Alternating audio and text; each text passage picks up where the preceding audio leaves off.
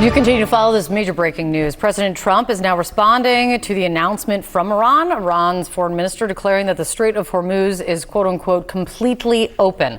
President Trump posting this just moments ago.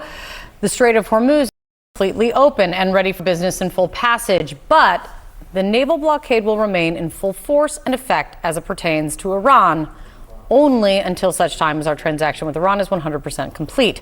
This process should go very quickly, in that most points are already negotiated. This moment is a big moment, as the Strait of Hormuz, of course, being effectively paralyzed, has been a central issue in this war and, well, around the globe. Look at what we're looking at, oil prices right now, down more than 10%. That's a huge drop.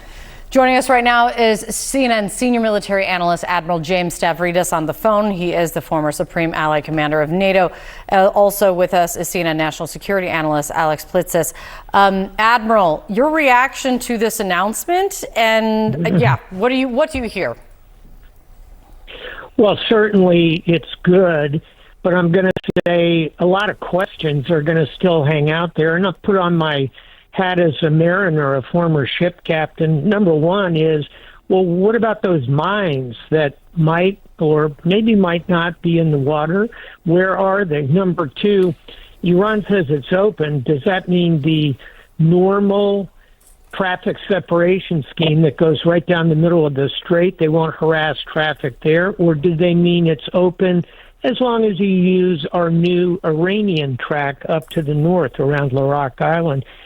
Number three, how long is this opening going to unfold in front of us? If U.S. and Iran do get to a deal quickly, all good news. But if you're thinking about reinstating shipping in and out of the Gulf, you've got uncertainty about will this last as long as the original 2-week U.S.-Iran ceasefire, or is this tied to the 10-day new Israeli Lebanese ceasefire? So, Kate, just as usual, a lot of uncertainties here. If I'm a mariner, I'm not exactly firing up my engines. There may be, however, a number of shippers who decide I'm getting out of the Gulf while the getting is good. So we'll watch over the next 48 hours. Final thought, two things to watch. Mines, mine clearance, mine sweeping. Is the U.S. Navy going to go in there and sweep a channel? Watch for that. And number two, how many ships will, if you will, take advantage of this? Watch that big map, that big chart, and see if the shipping ramps up. Thank you so much. We are going to just bring in Alex Plitzis, who has been with us since the breaking news happened, watching all this. I'm curious what questions you have when you listen to what you're hearing there from the Admiral about the mining, about the difficulty getting in and out of there, where this is going to be, and just how long this is going to be open. They're saying they're fully open, but then you have President Trump saying, except for Iranian ships. So I think, Admiral Stavridis is one of the great strategic thinkers of our time and our generation. So as usual, he's spot on when it comes to all of this. The questions I have are related broader to strategy and how this plays out in the longer term, as he mentioned, for things to watch. So in speaking to a number of the shipping executives, some of the bigger carriers are likely going to sit back and watch to see how the transiting goes. For some of the smaller, more risk-prone shippers, we saw a few Greek carriers who are known to take a little bit more risk, get some boats out, and we'll see what actually ends up happening over the next couple of days, because there's about 60 million barrels that are backed up. What's also largely, gone unnoticed is there's a humanitarian crisis with the number of mariners who've been trapped on these boats, have been unable to reach the shorelines. There's, merchant mariner cadets that are trapped on one of these. So getting those people out in addition to the oil is incredibly important. The big risk factor I'm hearing from the shipping owners is really lives. They're really worried about crew safety and making sure that's okay.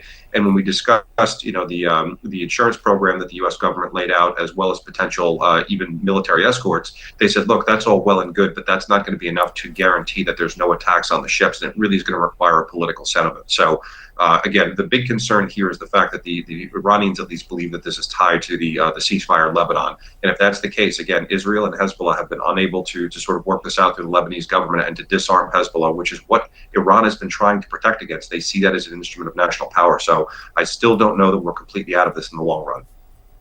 Admiral Stavridis, you're still with us. The president's initial social media post on this, which was much shorter than the second one, is interesting. He said, Iran has just announced that the Strait of Hormuz is fully open and ready for full passage. Thank you. Now, I don't know if it was a typo or maybe a Freudian slip, but if you step back, the reason I'm asking it this way, because if you step back, a mile here and look at this last 7 weeks, there are those who suggest one of the impacts here long term might be that Iran does have now full control of that strait, that it has become the Strait of Hormuz. What do you think of that?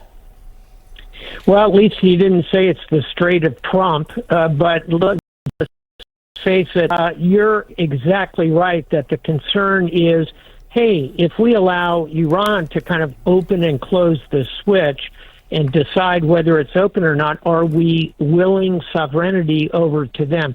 That's why I am encouraged by the second post he made, which is that the blockade remains in effect. That's sort of your stopper in a hand of bridge, if you will.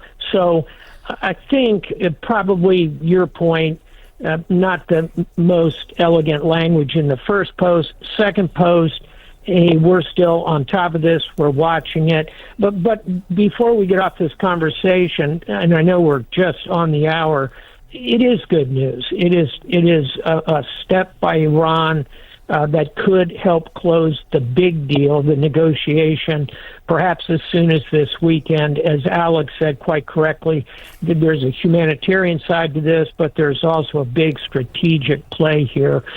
Let's hope both sides are indicating they've come a little bit closer as a result of this statement. Admiral James Stavridis, Alex Plitzis. The big news, both the United States and Iran say the Strait of Hormuz is open. That is a major development. Progress now.